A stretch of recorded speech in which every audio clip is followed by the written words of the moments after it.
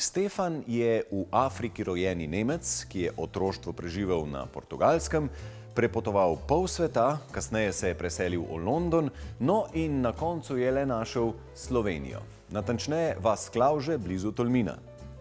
Pravi, da je Slovenija evropska Nova Zelandija, polna razgibane narave, smaragdno-zelenih voda in čudovitih gora. Preprosto zaljubil se je v te kraje, z domačini spletel prijateljske vezi in tukaj zgradil svoj unikatni dom. Smo v Baški grapi, kjer smo odkrili dve izjemni prenovljeni stari hiši.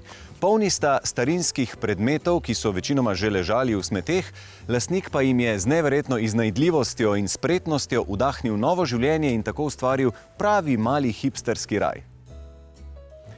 Stefan, hi, and wow, this place is crazy in a good way. Please tell us, how did you find it and what was your initial plan to do with the property? Well, it's quite a long story because it started about 14 years ago. And me and a good friend of mine, Ben had this idea to find a farmhouse. And initially we were looking in Italy. Italy was too expensive.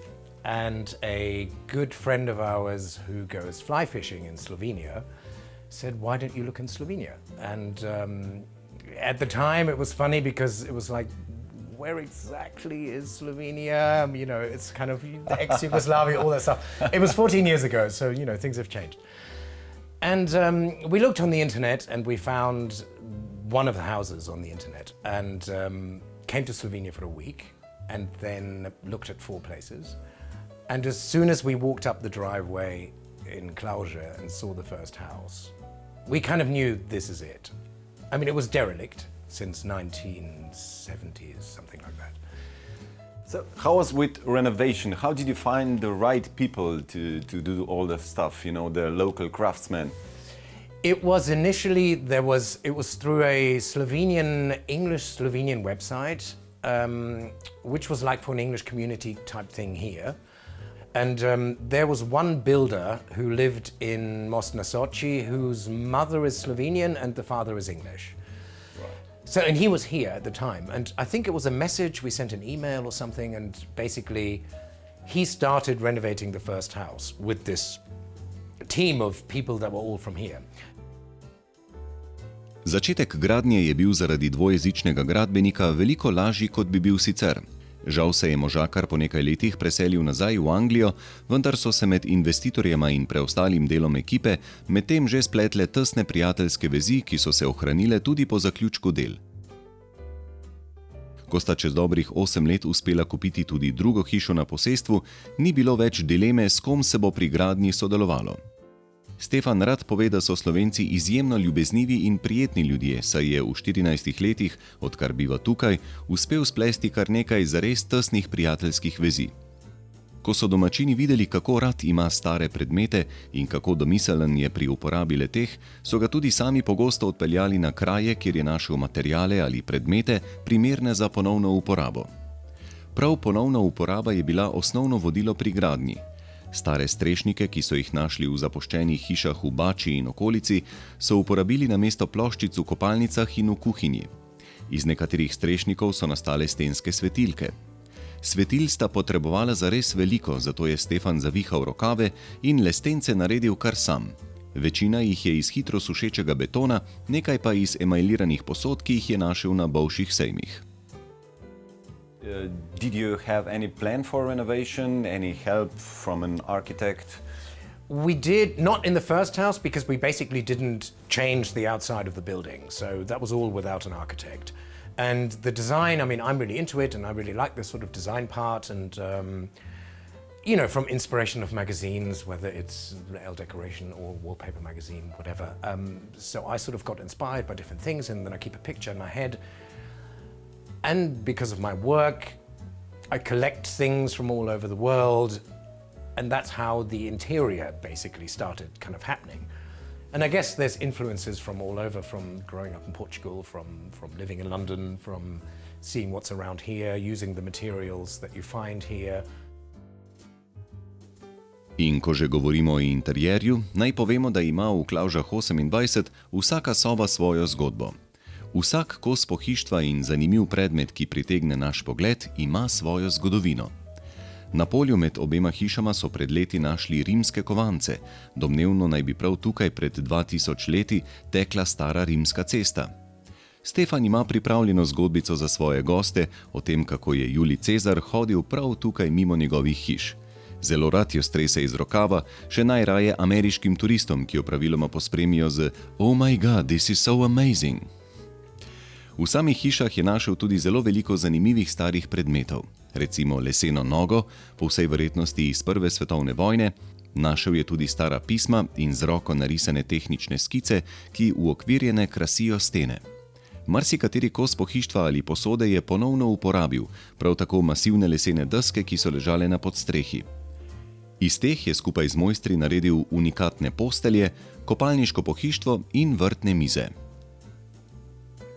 Očarajo tudi kopalnice, ki so unikatne, saj so armature narejene iz starih vodovodnih elementov, bakrenih cevi in podobno.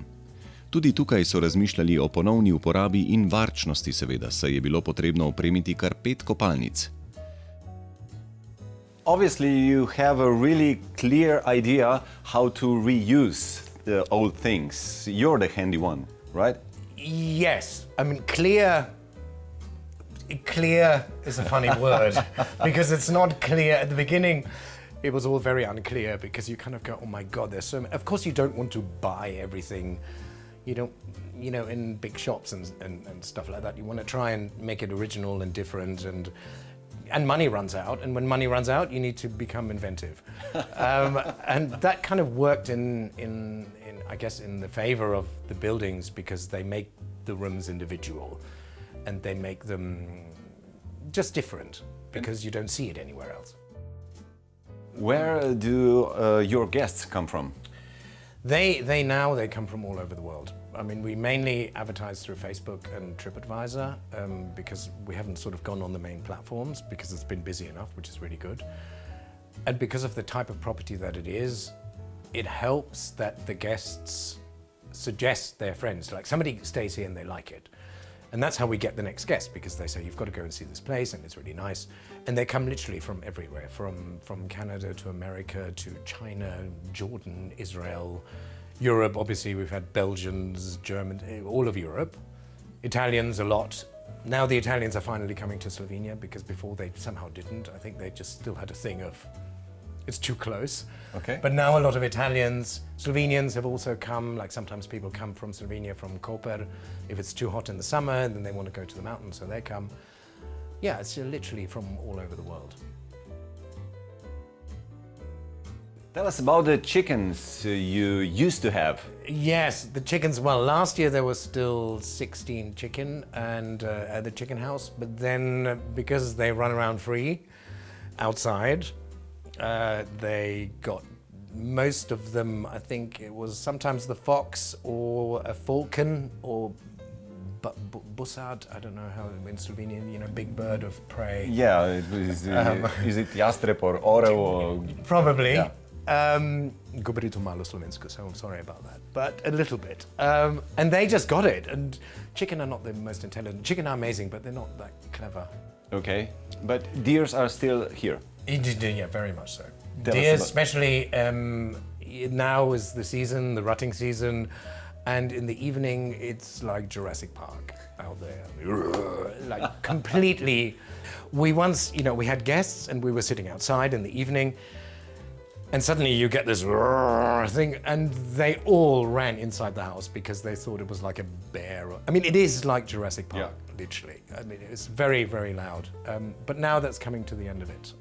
There's deer. In the summer, there's deer. There's like 7 or 8 of them at night, and you can always see them or hear them. And then there's so many things. There's the little, in June, the first 2 weeks of June, you have the little animals that make light, like Kresnica? Yes, exactly. It's like a festival, literally.